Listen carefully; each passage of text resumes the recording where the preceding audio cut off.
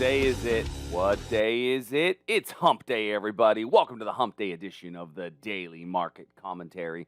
I'm your host, Chuck Fulkerson. Hope everybody had a great Tuesday and is getting their week off started the right way. Well, we're going to start our day off the way we start off every day, looking at our four major markets, the S&P, the Nasdaq, crude oil, and gold, and then taking a look at our stock of the day. If you're new to the channel, do me a favor, click the subscribe button, hit the notification bell.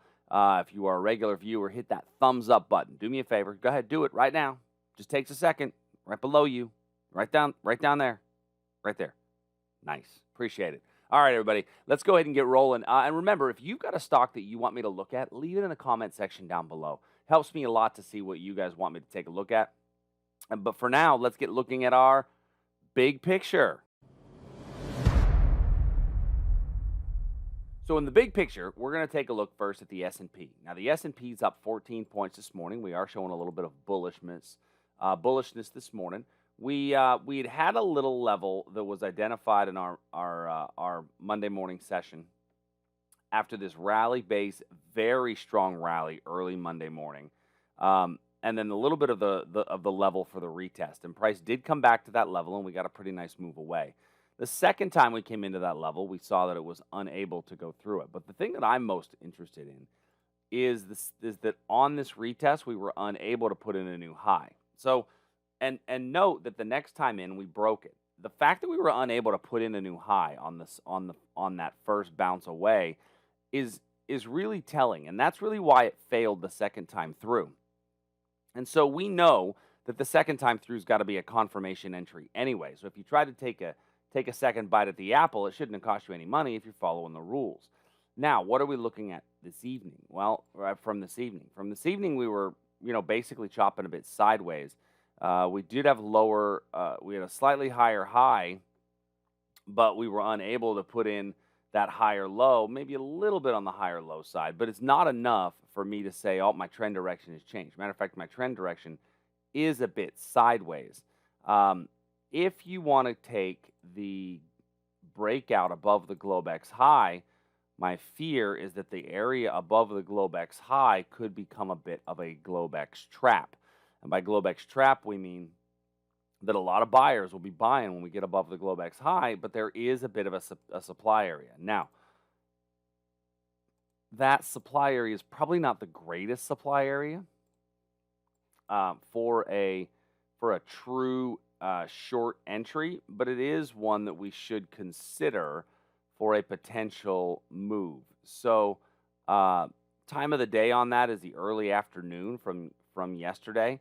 So once again, not the greatest time of the day, not terrible, but we certainly can have better times of the day as far as our entry goes. Now, my pattern that I like to look for is this wick over wick just below a pivot high. And that, I think, is going to be the better entry. You certainly have a potential entry at this 39.22 area, but I like 39.31 a bit better for about a 2-to-1 move away from that level. 2-to-1, maybe even 3-to-1. But anytime we're in a sideways price action like this, it's a little bit more complicated, a little bit more tricky. Nasdaq. Now, the Nasdaq did gain a little bit of upward momentum. Our confirmation short blew right through, giving us a no entry. This was a decent little setup, but we came too close to it here for us to just take a limit entry, and now the confirmation entry was a little sideways. It went sideways on us as it just kind of popped right through it, and now we've just gone in between here. So I think right below 13,000 is still an optimal opportunity for a potential breakdown, provided that I get basing. If I do not get basing, right? If I do not get basing, then I would look for a reversal at this area here. So if you get quality basing, I think you'll get a decent little move away from this area. Without quality basing, I actually like the reversal at 12,952. Overall, in our 4-hour, like I said, a little bit sideways. And so with the levels that are around me, this one I'm going to switch to a confirmation entry, simply because we came close to it. And then I've got a limit entry down here at this demand zone. Let's move over to take a look at crude oil. So crude oil does continue to fall. We are seeing crude oil come down, and we had a couple of demand areas in here on the 15-minute chart that we thought had an opportunity to hold. And unfortunately, they did not. The first one just went right through, and we're going to see that sometimes that's going to happen on those levels. And then the next one, we got the 6-candle rule that kind of came into effect, potentially even a small stop out in here. But ultimately, this level just didn't hold at all. And so our next area, if we get a bit of a retest, would be this area up in here as far as the best level for a short.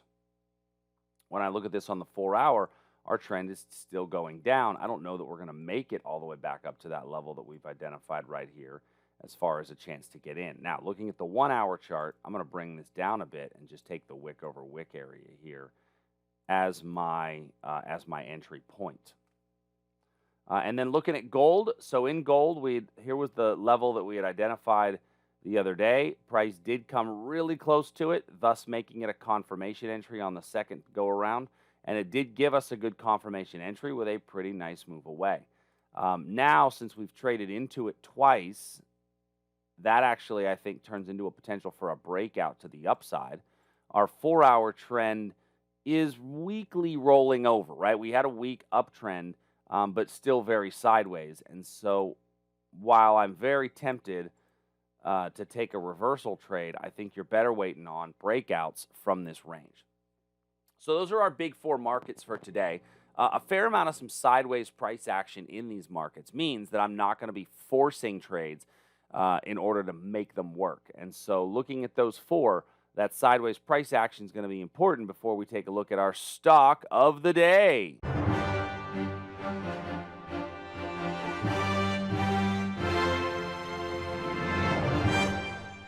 So our stock of the day today is ExxonMobil. And I said that sideways price action is important because when I look at ExxonMobil, I don't have sideways price action. Matter of fact, I've got a pretty strong pullback, which we've seen happen in ExxonMobil. Now, the thing I like about this pullback is essentially when I take a look at this Fibonacci retracement of this amount, we've pulled back right about to the 50% level, right? We're just about to that 50% area. I'll put that in there. So we're just below the 38.2, right close to the 50%. But notice that that 50% area is also a prior area of resistance. Old resistance oftentimes acts as new support. Old support oftentimes acts as new resistance. And so we are sitting at what we would consider to be typically a fair price value area. Now, we've also come into a little bit of a drop base rally, gappy demand area. And now we're back into a potential reversal point from here. So a move up followed by a rest is usually going to set itself up for the next move higher. And that would be the direction that we would anticipate price would move for ExxonMobil over the course of the next few days, the next few weeks. Now, doesn't mean that we just get in all willy-nilly. We've got to make sure that we understand that we have to get above the prior day's high in order to have a quality entry. Here's our area of demand, is off of this little wick area right here. So I need to come out of this level and get higher than the prior day's high in order to have a quality entry. Now, we did put in a little bit of a selling pressure yesterday, and so you might be a little bit more hesitant on this, but keep this one on your radar screen. If we do bounce up, your first target would be up here at 58.78, which is your opposing supply area. But ultimately, I think that as oil goes, so too does ExxonMobil. And if oil reaches $70 a barrel, there's a chance that we see ExxonMobil get back up to $70 a share. If we go back and look longer term, ExxonMobil lives in that $70 a share range, right? That's its sweet spot. I can even go back further than that, and you'll see that ExxonMobil, that's just kind of its natural home. Now, once again, does that mean it's going to get back up to there? No, but when we're looking at this, it went from something that lives above 70 all the way down to 30, Would it be unrealistic to see price make it back to 70? I don't think that that's too much to ask. So this may be a little bit of a longer term play, but definitely something worth considering and looking at for your portfolio. Speaking of longer term plays, tonight is our Wealth Essentials class. So look forward to joining you at tradersarmy.com for our Wealth Essentials series, as we're going to take a look at some bigger picture markets. Are we coming into the time of the year where it's time to start to back away from some of our equity positions? We'll take a look at the bigger picture markets today in our Wealth Essentials series. Until tomorrow, everybody, hope you guys have a great day. See ya. Hey, thanks for joining us. If you like what we do, please make sure you hit that subscribe button. It's the only way the computers know that you're actually alive and really care. And go to tradersarmy.com today to learn a bit more. And if you want to see some of our other videos, click here in the box.